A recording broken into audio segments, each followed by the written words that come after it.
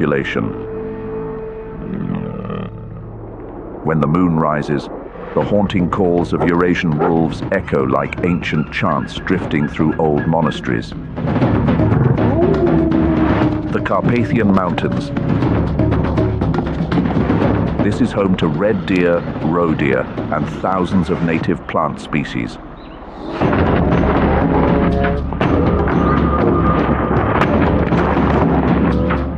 Before venturing deep into the enchanted forests of Eastern Europe, let us know where you're from in the comments below. It's a pleasure to connect with you.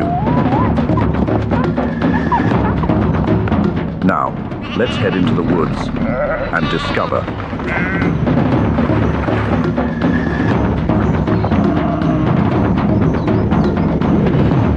Carpathian predators. How apex hunters thrive in silence.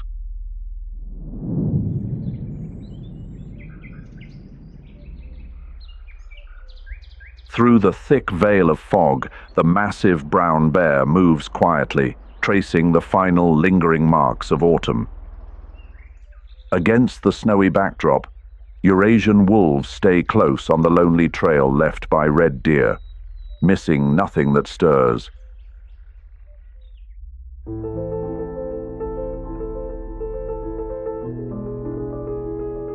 When the white wings of the white stork appear from the south, spring has come once more. The giant awakens, hunger in its belly, instinct guiding its path. Summer arrives, and the Eurasian lynx hides beneath the leafy canopy, eyes locked in tense focus on a roe deer weaving through the tall grass. The Carpathians never stand still. But here, where life never truly sleeps, every change is a chance to begin again. At the point where the map of Europe begins to curve along the shape of Central and Eastern Europe, a mountain range stretches like a green ribbon, draped across 8 countries.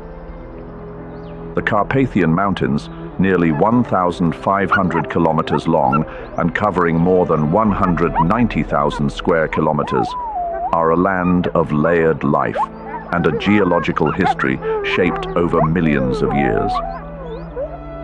Starting from the eastern regions of Austria, the range winds through the Czech Republic, Slovakia, Poland, Ukraine, Romania, and Hungary, reaching Serbia, where the Danube River closes the journey with the rocky rhythm of the Iron Gate Gorge.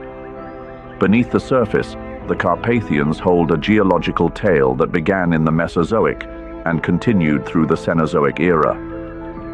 During this time, the tectonic plates of ALC, APA, Tisa, and Dacia collided and overlapped, forming a complex fold structure.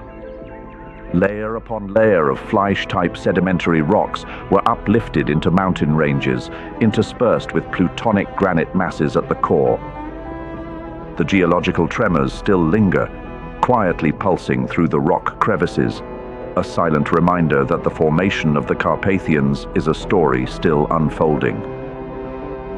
The climate of the Carpathians shifts with elevation, bringing abundant rainfall, ranging from 800 to over 2,000 millimeters each year, and thick blankets of snow that cover the high peaks throughout the winter.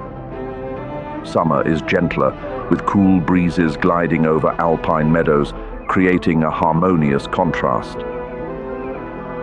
The landscape transforms with altitude like layers of woven ecological fabric.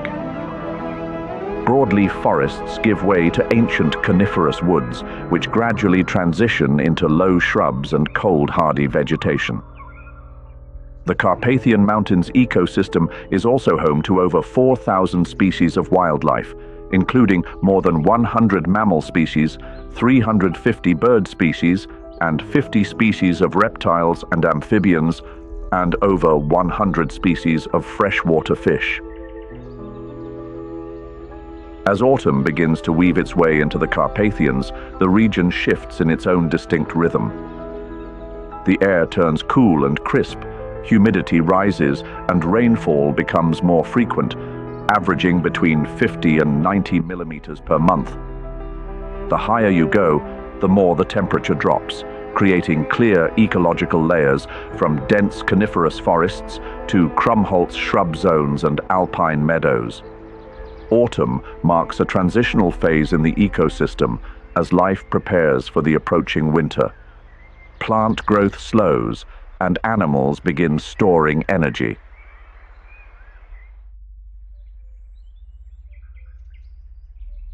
As the dense coniferous forests of the Carpathians begin to shed their first leaves, autumn gently slips through the foliage, leaving behind a cool, damp breath on decaying trunks and moss-covered ground. In that quiet atmosphere, a silent journey begins, the journey of survival for the brown bear, the great symbol of the Carpathian Mountains. Unlike predators that stay busy chasing prey each day, brown bears enter a phase of accumulation during this time, a full-scale energy campaign in which their own bodies become living storage units. An adult bear can consume the equivalent of 20,000 to 30,000 kilocalories each day. Bilberry bushes, tree roots, forest chestnuts, leftover animal remains, nothing is wasted. But for the most part, they are seekers, not hurried, not wasteful. With a sense of smell over 2,000 times sharper than a human's, the brown bear can detect food from kilometers away, even sniffing out wild beehives hidden deep within the forest canopy.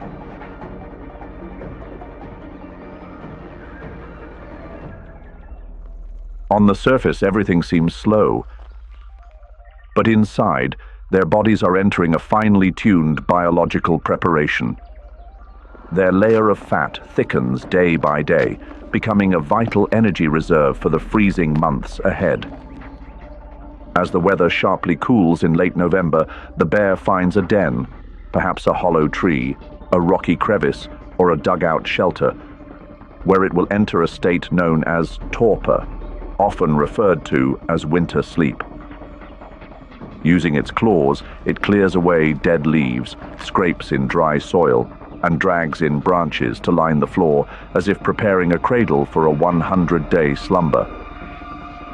Once ready, the bear's body begins to transform quietly. Its heart, once beating powerfully at 80 beats per minute, now slows to fewer than 22. Unlike true hibernators, the brown bear doesn't lower its body temperature too drastically, but it doesn't eat, drink, or eliminate waste for 4 to 5 months. And yet it does not weaken. Its muscles do not waste away, its bones do not thin, its body endures, as if held steady by an invisible hand. And in that den, deep within a snow-covered winter forest, new life begins. If it is a pregnant female, she will give birth during that very sleep. No light, no sound, only warmth and maternal presence. Like the Christ child born in a humble manger, simple, sacred, and filled with hope, the bear cubs come into the world in silence, growing on their mother's milk amidst a world at rest.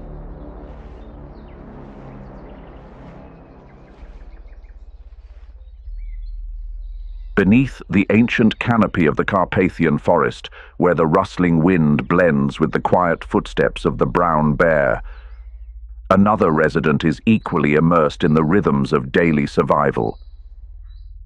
In the Carpathian conifer woods at the onset of autumn, the chamois, Europe's mountain climbing master, moves silently, entering a phase of preparation for the harsh winter ahead.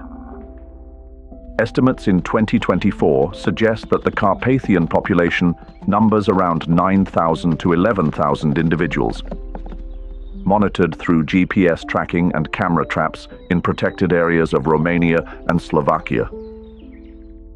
A hoofed species adapted to high-altitude habitats ranging from 1,500 to 2,500 meters.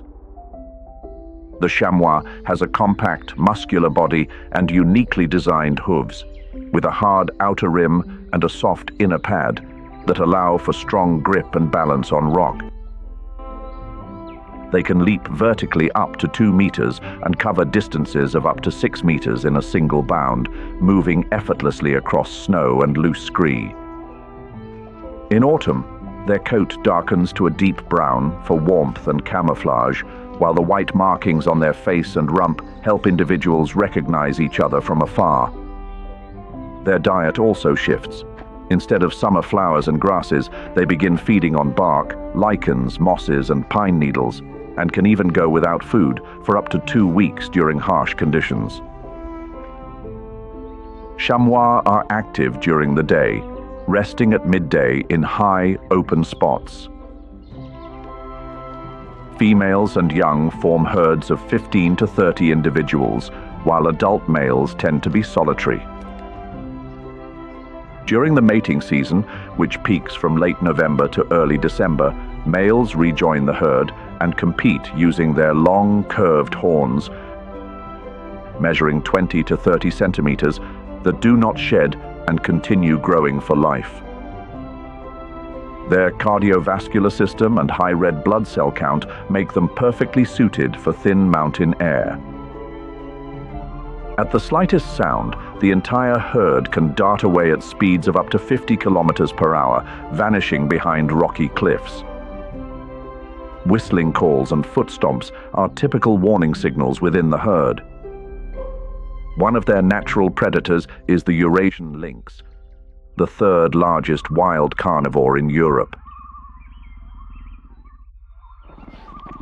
The Eurasian lynx is far from the small wildcat one might imagine. It is the largest wild lynx species in the world and one of nature's top predators, yet it remains remarkably elusive.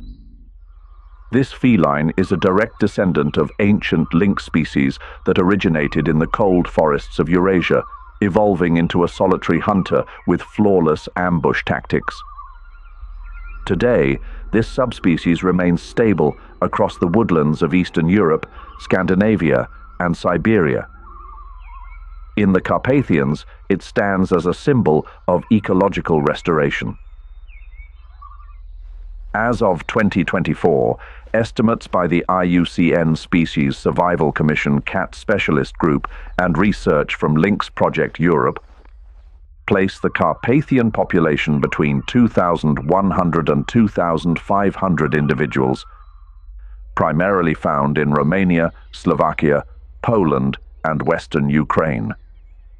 This is one of Europe's most stable and well-connected lynx populations, thanks to cross-border ecological corridors, high forest cover, rugged terrain, and limited human disturbance. Because of these conditions, the Carpathian Eurasian lynx plays a crucial role in preserving genetic diversity and aiding the recovery of other lynx populations across the continent. In autumn, the lynx's survival journey enters a unique phase.